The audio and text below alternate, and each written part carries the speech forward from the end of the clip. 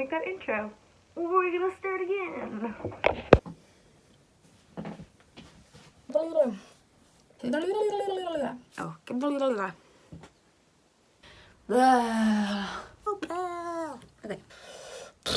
Okay.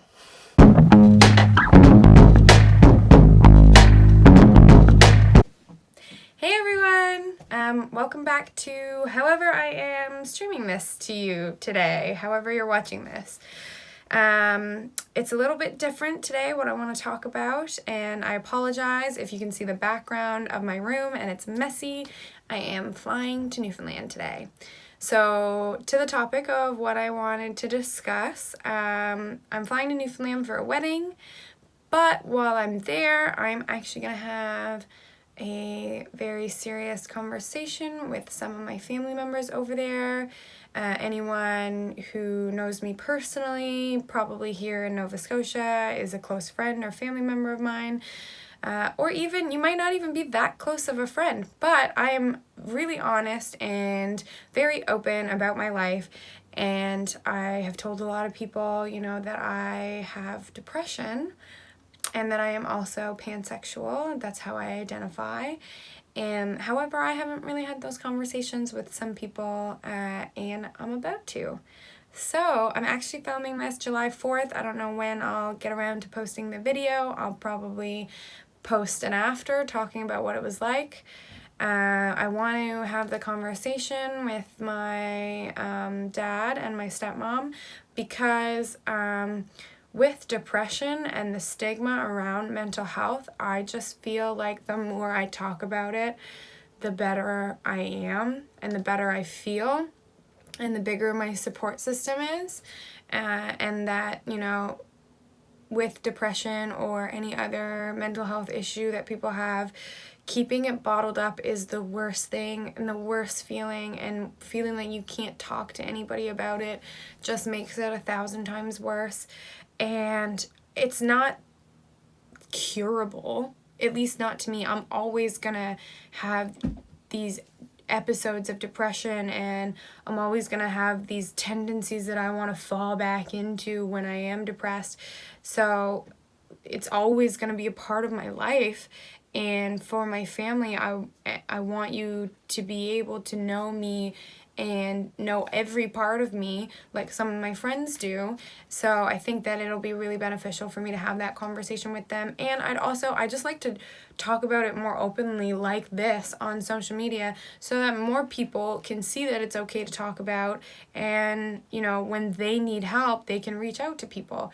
So that's why I want to talk about that. And then I am coming out as pansexual to that part of my family, which I am nervous about. I don't think that I'll have a negative response. Who knows? But I really doubt it. My family is pretty accepting and loving of other people. But, Newfoundland is small, people gossip, and, I have known of other people to come out, and their extended family isn't always the coolest about it. And I never really had a long-term relationship with anybody other than a heterosexual male, so I never felt like I needed to say it unless I was in a relationship with someone other than a heterosexual male. But that's not the way to do it. Again, it's a part of me. It's always going to be a part of me, and I don't want to feel like I'm hiding any parts of me. I didn't unintentionally not tell them before. It's just that they live further away from me. I don't interact with them every day. So my mom and my stepdad here in Nova Scotia know. But because I've literally been like, hey, I'm going on a date tonight, my mom been like, oh, cool, tell me about the other person. And I'd be like, oh, well, she seems really nice and blah, blah, blah. And my mom would be like, oh, you're going on a date with a female today. I'd be like, yep, I am. So, I don't have those conversations every day with that part of my family. And so they don't really get to see that. And now I'm just rambling because I'm really nervous. I haven't decided kind of how I'm going to say it, and it's going to be a really busy weekend because my aunt's getting married and I'm not there for a really long time, so I don't know when I'm going to have the opportunity to just sit them down alone and say, look, I have some things I want to talk to you about. So with that being said, I really need to pack my suitcase and drive to the city and catch my flight. But wish me the best. I will combine this video with the video after to tell you how it went. So stick around for like 2 seconds and you'll find out how it went. Little prelude here after I just shot the second half of this video. Not wearing any makeup today. When I was in Newfoundland, I ate like garbage and I had a lot of makeup on for the wedding and stuff, so my face kind of broke out and I am giving it a breather. Yeah, so I know in my videos I'm a little bit more done up, but I am having a lazy day in between my vacation and going back to work. So no makeup for me, and if you don't like it, then stop watching my video. Hey everyone! I am back from Newfoundland. My accent may be a little bit thicker. I don't really think I have an accent to begin with, but I mean, friends sometimes tell me that they hear certain words that I say, like water or father or dad or I don't know, just certain words. So, but I find like with these videos, I usually tend to slow down because I've thought about what I'm going to say, so it's not as pronounced, I guess. But when I'm like drinking or surrounded by my family from Newfoundland, or like I'm just like not thinking about what I'm saying and I'm talking really fast, then I find it comes out a little bit more. So maybe you'll notice it, maybe you won't. But anyway, to the second part of this video. I just got back from Newfoundland yesterday, so it is July 10th. Like I said before, I don't know when I'll post this video. I was thinking it would kind of be nice to post it around next weekend when it is Pride, July 20th here in Halifax, because it'd be cool because it's a coming out. Actually, I chickened out and I didn't tell them. No, I'm just kidding. This video would make no sense if I said that. But yeah, so I was really nervous. My guts were in knots the whole time I was over there. I had originally I had been like rehearsing different things I was gonna say in my head, and I had originally thought like, okay, I'll like a moment when I'm with both of them, my stepmom and my dad, I'll like sit them down and I'll tell them like, okay, I have something to tell you, like I have depression and also like I identify as pansexual. But that's not really how it went. Me and my stepmom were having a really wonderful like afternoon. The first full day I had there, sitting on the patio having some drinks, and so my dad was out doing stuff, running errands and stuff, and I just was like, okay, you know what, maybe I'll tell them separately and that might be better. So when my dad was out and about, me and my stepmom were kind of bonding.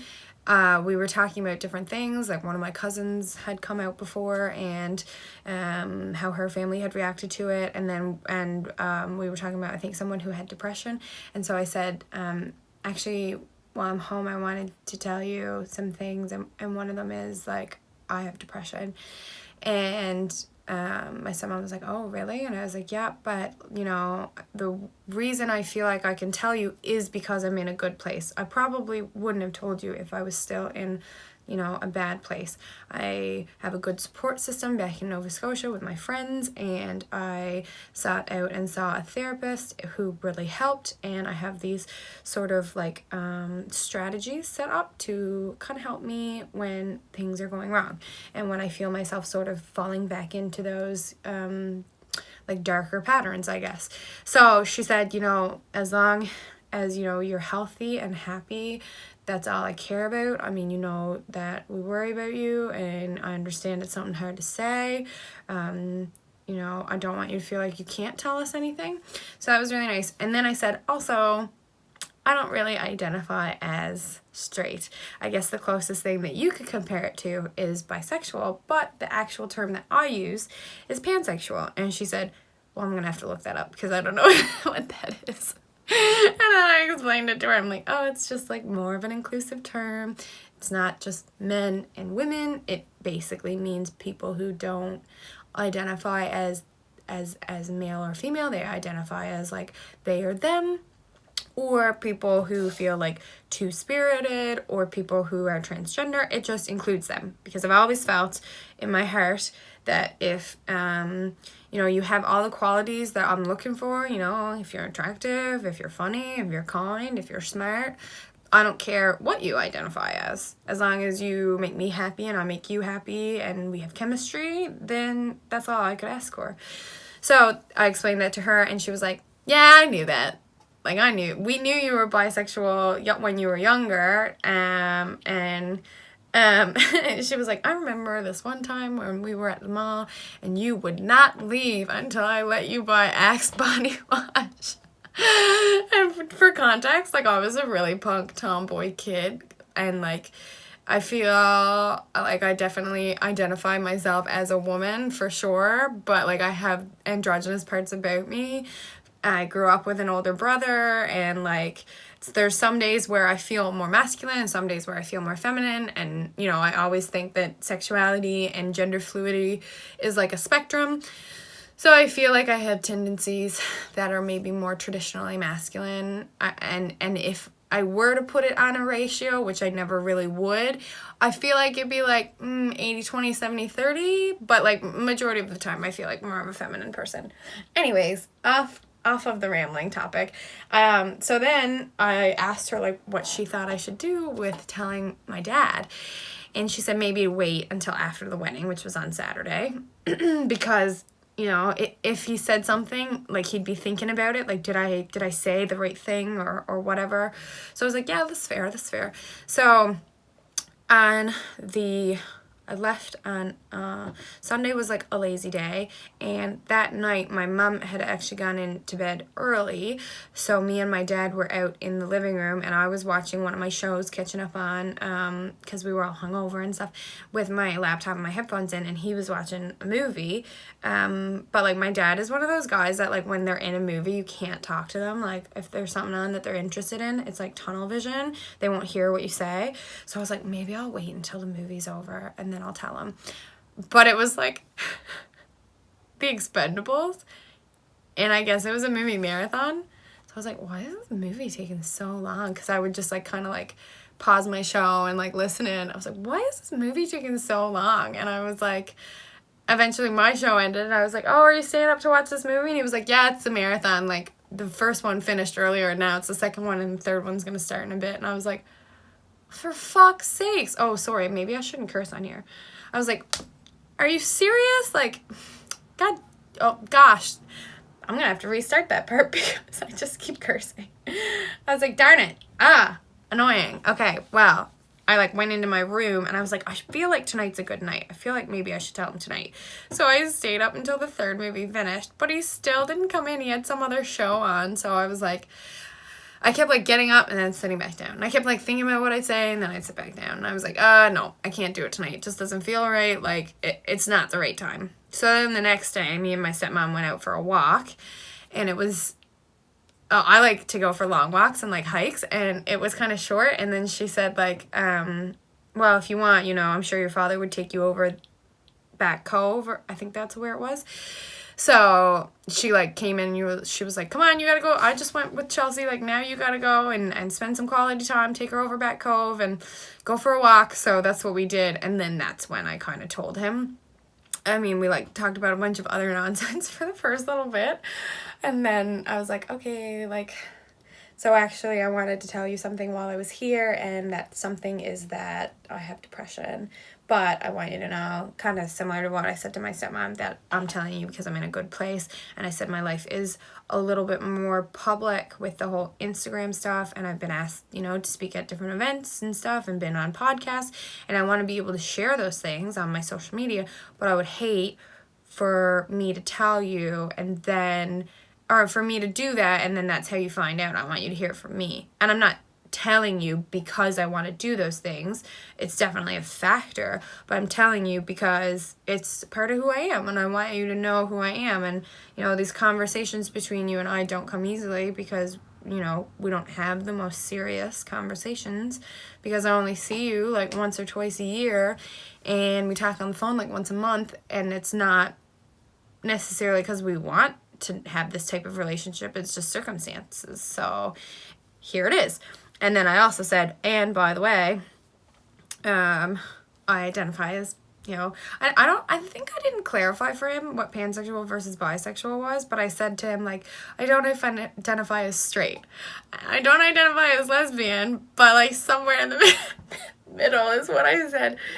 And he was like, well, you know, like, it's your life and you get to live it how you want. And as long as you're happy, that's all I can ask for. As long as you're with someone who treats you right, that's all I care about. And he said that they kind of, him and my stepmom kind of knew that already from when I was younger. So it felt like it was a big weight just lifted off of me. And I was like, oh my God, like I can just be me and know that my family accepts me for that. Sorry, I got a little teary. And I just feel really lucky that I have family like that. So I said to my stepmom, I'm like, I'm not going to go around and go tell all my extended family, like my aunts and my uncles and my grandparents. I'm like, you know, you go if you want, like, I don't care now that you know, like, that's all I really cared about is you can go ahead and say it to whoever you want. And to me, like, I don't care, who knows. And I said that to my real mom too, because her family's in Newfoundland. I said, you know, if you want to bring it up, go ahead, because I've had cousins come out and their parents didn't really react the best. And I said, well, look, now you can tell them, you know, you're not the only one who has a daughter who identifies as queer or gay or some other term that they've chosen for themselves. That's who they are. And you know what? Chelsea is the same way. So, yeah. It all worked out in the end. And I was so nervous for nothing. But I feel so good, and I'm so happy that I kind of get to share my experience with whoever is listening right now. I'm so excited for the future that I can talk about it and speak about it in a more public forum. I can scream it from a rooftop if I want to now. But that I get to talk about my experiences. So look forward to some videos talking about how I've learned to deal with my depression, and some videos talking about how everyone thinks I'm straight when they meet me. And yeah, I don't know, like, just I'm excited to keep moving forward and do videos like talking about important issues that mean a lot to me, but also the fun stuff too. I'll still be doing videos like that. So anyways, if you want to know more, this summer I am revamping and going to be doing more blog posts, so check out www.roseonthecoast.com. And then also the best way to follow me is on my Instagram. That's where I'm most active, and that is at roseonthecoasthfx. So thank you so much for watching this video. It's probably the most important one I've ever done, and it really means a lot to me. So yeah, catch you on the flip side.